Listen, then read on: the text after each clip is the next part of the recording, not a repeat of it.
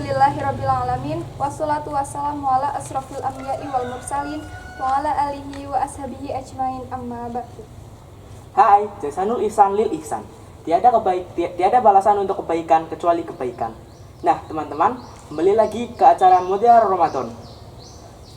Bekal indah menuju Ramadan berkah.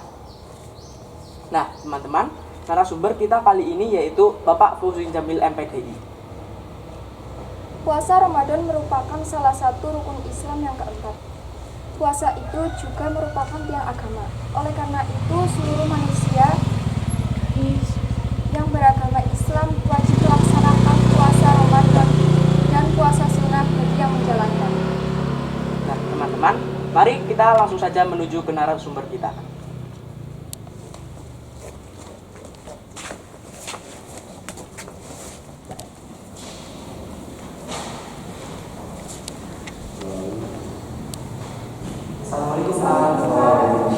Oh, silakan dulu. Mana katanya?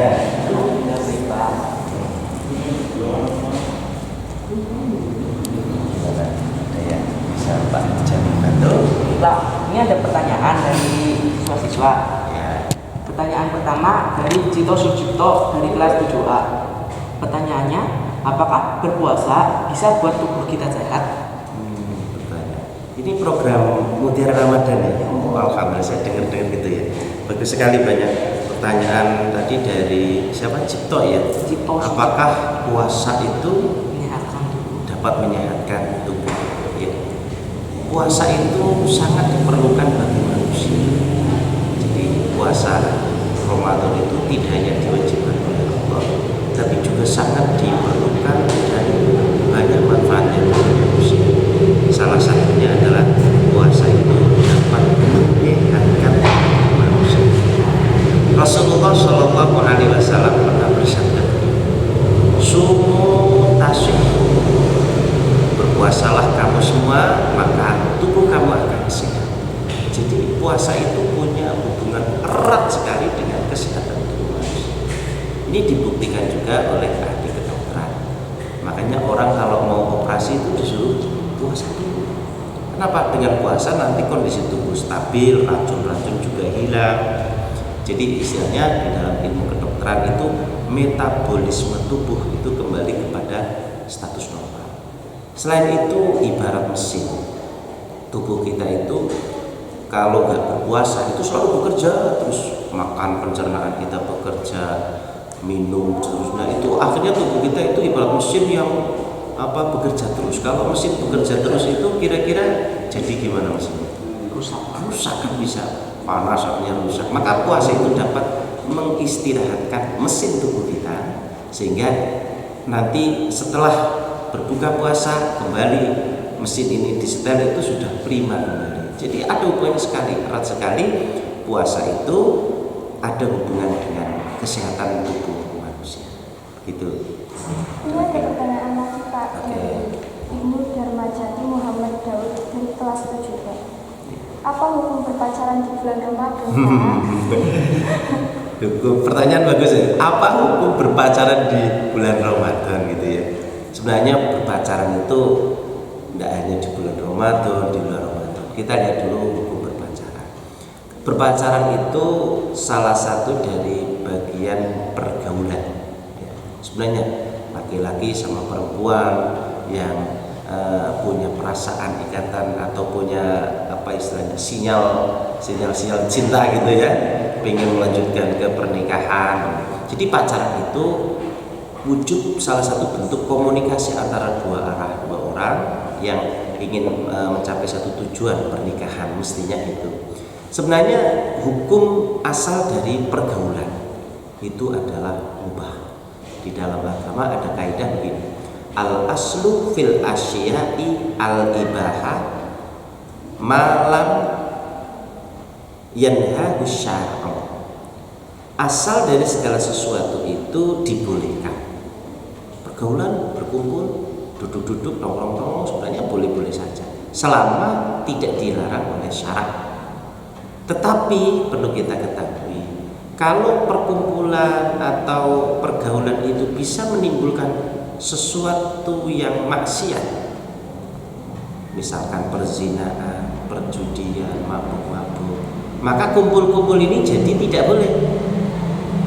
Sebenarnya kalau duduk-duduk boleh-boleh saja, tapi kalau duduk-duduk untuk main judi jadi enggak boleh. Sebenarnya berkomunikasi laki-laki sama perempuan ya boleh-boleh saja, tapi kalau bisa menimbulkan perzinahan jadi tidak boleh. Dalam Al-Quran disebutkan wala taqrabuz zina innahu kana fahisyatan wa sa'a sabila. Jangan sekali-kali dekati zina karena zina itu sejelek-jelek jalan. Maka wala taqrabuz zina innahu kana fahisyatan wa sa'a sabila. Sesungguhnya perzinahan itu suatu perbuatan yang kotor dan sejelek-jelek jalan. Sehingga saya kalau pacaran hanya sekedar ingin senang-senang tidak boleh, karena itu bisa menimbulkan terhadap perzinahan. Tapi kalau pacaran tujuannya memang untuk nikah, ini saya perlu terangkan karena kalau nanti kamu mau pacaran itu harus niatnya jelas. Kalau pacaran tujuannya untuk nikah boleh, yaitu untuk saling mengenal, tetapi harus mengikuti ketentuannya. Misal tidak boleh berdua-duaan di tempat sepi, ya harus ada orang lain yang menemani. Yang kedua, tidak boleh sampai berbuka-buka aurat, tidak boleh bepergian berduaan. Kenapa? Kalau ada orang bepergian berduaan bukan muhrimah, laki-laki sama perempuan, maka yang ketiga itu setan. Bahaya kan setan. Ya kalau setannya setan Gandharwa, ini setannya malah gendong kita. Oke, ada lagi yang lainnya. Pertanyaan selanjutnya dari Sabrina Agustiansih dari kelas 3. Bagaimana hukumnya jika kita sedang berpuasa tiba-tiba sakit dan harus disuntik?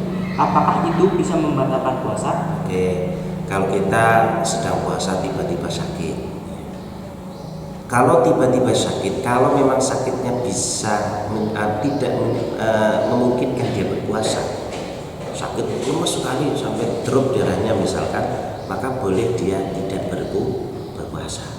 Boleh dia tidak berpuasa. Jadi misalkan lemes sampai kemudian menurut dokter ini jangan diteruskan puasanya, maka berhenti puasa. Kalau sudah berhenti puasa disuntik ya boleh-boleh saja. Tapi kalau misalkan kita sakit hanya butuh disuntik tanpa harus berhenti puasa, bagaimana hukumnya? Persoalan suntik itu ada yang mengatakan, para ulama mengatakan suntik itu tidak membatalkan puasa karena memasukkan sesuatu bukan melalui lubang yang masuk ke dalam perut. Suntik itu kan melalui pori. Yang kedua mengatakan batal secara mutlak, artinya pendapat kita mengatakan kalau sudah disuntik hukumnya membatalkan puasa. Yang ketiga ini yang dipilih oleh banyak para ulama bahwa suntik itu dibedakan. Kalau suntiknya adalah obat tidak membatalkan, tapi kalau suntiknya adalah vitamin atau suplemen itu membatalkan. Kenapa? Ada orang itu gak lapar, gak haus, kenapa? Dia disuntik vitamin sama suplemen. Tapi kan ada yang disuntik cuma obat. Kalau yang disuntik obat itu tidak membatalkan, tapi kalau yang disuntik itu suplemen itu bisa membatalkan. Itu disebutkan dalam kitab Al-Yaqutun Nafis. Ada keterangan seperti itu. Terus ada lagi? Ada ini Pak. Dari Safira Anugrah Ramadhani kelas 7F. Ya.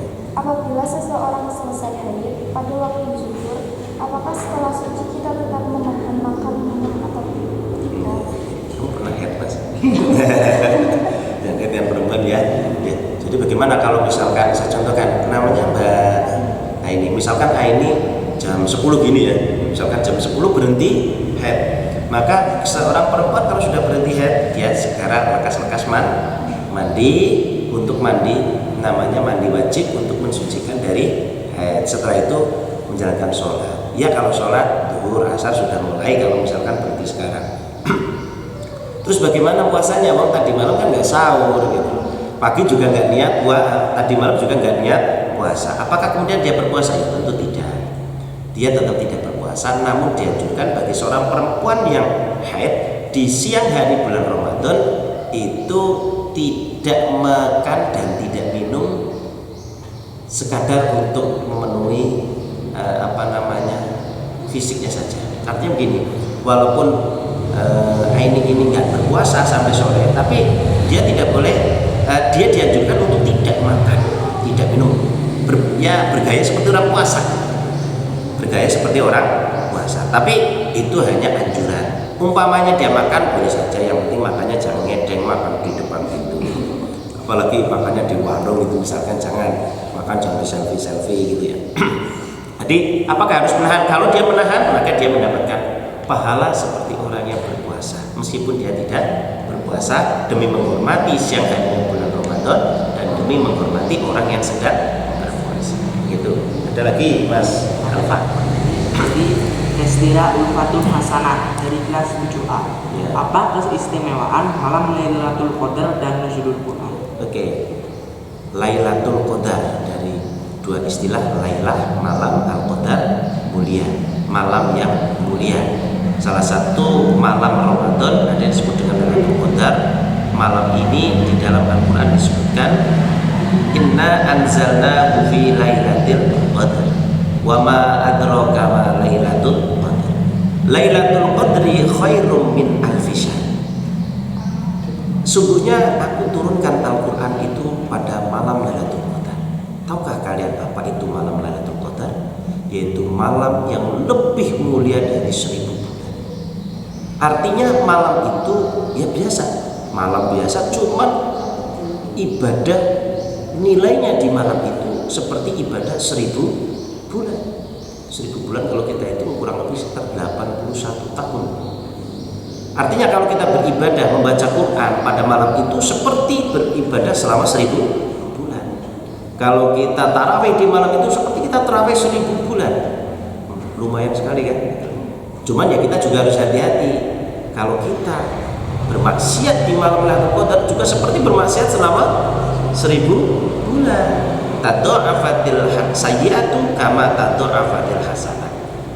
Kejelekan-kejelekan di bulan Ramadan apalagi di Lailatul Qadar juga dilipat gandakan seperti dilipat gandakannya pahala-pahala.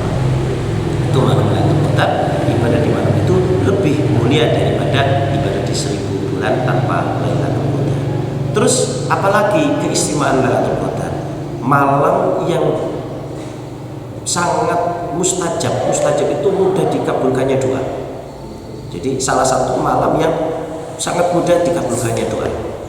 Allah di dalam malam itu berfirman, hal min mustaghfirin fa'aghfirullah. Siapa yang minta ampun padaku di malam itu, aku ampuni seluruh dosanya, gak peduli dosa apa itu.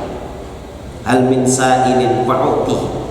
Siapa yang minta, aku beri, asal permintaan itu bukan permintaan maksiat. Hal min ta'ibin fa'atubu ilaih. Siapa yang bertobat pada malam itu, aku ampuni tobatnya, aku terima tobatnya. Ini malam Lailatul Qadar. Jadi itu keistimewaan malam Lailatul Qadar. Kemudian yang kedua apa? Nuzulul Quran. Lailatul Qadar dengan Nuzulul Quran ada hubungan tapi perbedaannya banyak. Nuzulul Quran itu nuzul artinya turun, Al-Quran itu Al-Quran, malam turunnya Al-Quran. Memang Al-Quran diturunkan Allah pada malam Lailatul Qadar. Jadi Al-Quran diturunkan oleh Allah ke langit dari Lauhil Mahfuz, namanya Lauhil Mahfuz, tempat atau di sana takdir manusia ada semuanya. Al-Quran turun ke langit dunia pada malam Lailatul Qadar. Dan kemudian Al-Quran turun kepada Nabi Muhammad SAW itu menurut riwayat yang masyhur itu pada tanggal 17 Ramadan. Maka sering di malam 17 Ramadan kita memperingati Nuzulul Quran. Itu sangat baik supaya kita mengingat sejarah turunnya Al-Quran. Nah, hanya saja turunnya Al-Quran pada 17 Ramadan ini menurut para ulama bukan dipandang sebagai penanda Lailatul Qadar. Lailatul Qadar itu hanya Allah yang tahu. Hanya Allah yang tahu, meskipun Nabi Muhammad mengatakan bahwa Lailatul Qadar itu di bulan Ramadan, di 10 hari yang terakhir, dan umumnya di malam-malam ganjil. Itu makna Nuzul Quran. Ada lagi atau? Dari Rafina Nur Azizah kelas 7M. Bagaimana jika kita punya hutang puasa Ramadan dan belum menggantinya pada saat bulan Ramadan berikutnya telah tiba? Ya, istilahnya ini orang hutang tapi molor-molor gitu ya. Misalkan gini, ada orang hutang Ramadan kemarin, tahun kemarin, misalkan 5 hari, dia sampai Ramadan ini tahun ini yang 5 hari ini belum sempat dikodok atau disarutangi atau dikerjakan. Terus bagaimana kalau ada orang yang menunda mengkodok sholat, mengkodok puasa Ramadan sampai tiba Ramadan berikutnya, maka dia punya konsekuensi, punya tanggung jawab. Tanggung jawab pertama apa? Tetap wajib mengkodoknya. Jadi setelah Syawal besok ya tetap utang Ramadan tahun kemarin itu tetap masih dikodok. Terus yang kedua, selain mengkodok, dia punya tanggung jawab kifarat. Kifarat itu apa? Kifarat itu bersedekah untuk menebus keteledorannya dia mengakhirkan kodok puasa. Kifarat. Nah, kifaratnya apa? Membayarnya apa? Bukan membayar uang sama pemerintah, tidak, yaitu bersedekah 1 mud beras atau makanan pokok. 1 mud itu sekitar 7 on, 6,79 on, diglobalkan menjadi 7 on, disedekahkan kepada fakir miskin. Setiap 1 hari yang ia belum kodok itu 1 mud. Berarti tadi misalkan 5 hari, berarti 5 dikali 7 on berapa? 35 on atau 3 kilo setengah. 3 kilo setengah ini diberikan kepada fakir miskin sebagai kifarah. Tapi dia juga tetap harus mengkodok. Bukan berarti kalau dia sudah kasih beras itu tidak mengkodok, tetap mengkodok. Karena apa?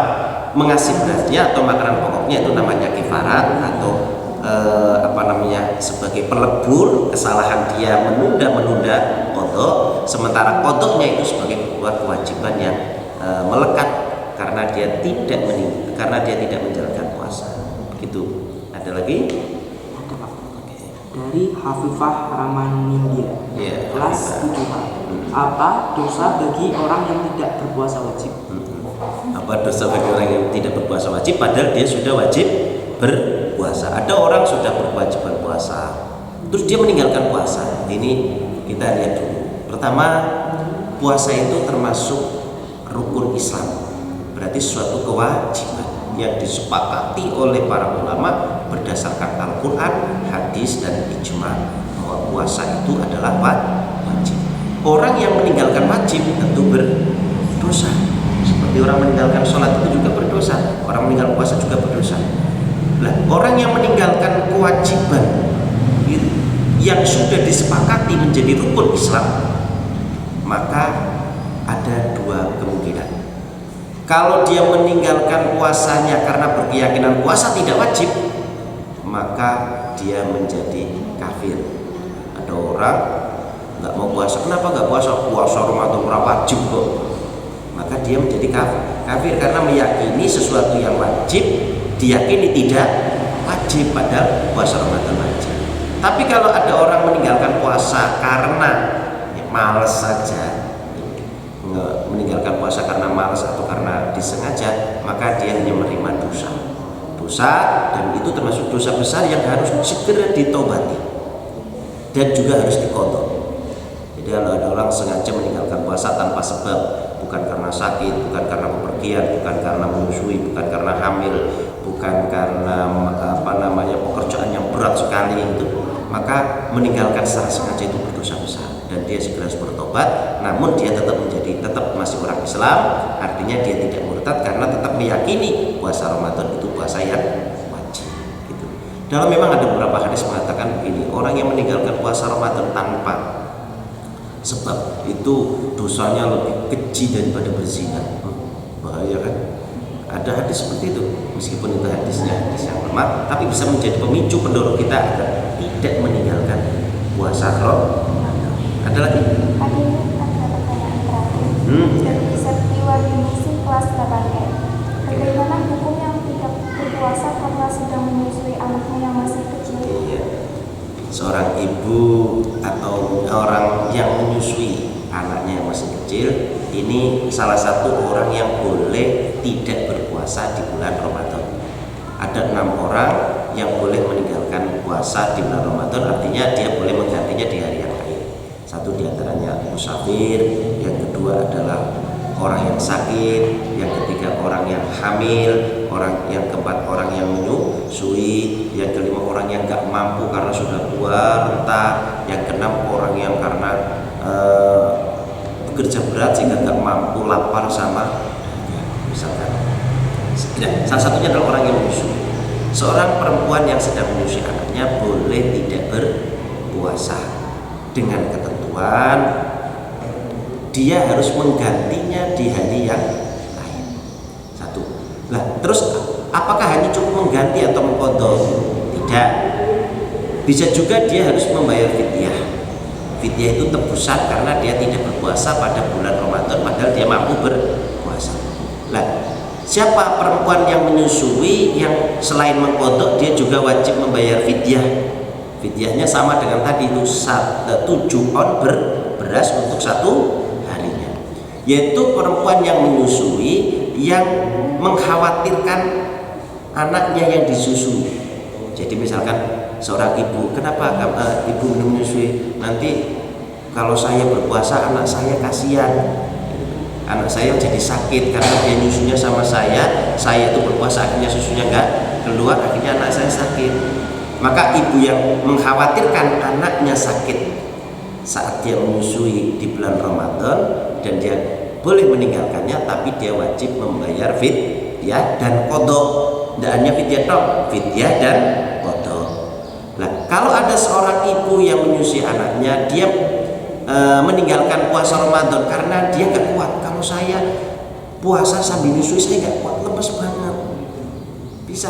Maka seorang ibu yang menyusui anaknya kemudian dia meninggalkan puasa Ramadan karena mengkhawatirkan dirinya, ibu yang seperti ini hanya kewajiban mengqadha puasa Ramadan tanpa membayar fidyah. Fidyahnya itu sama 1 mud makanan pokok atau kurang lebih sekitar 7 ons beras yang diberikan kepada fakir miskin. 1 hari 7 on, 1 hari 7 on.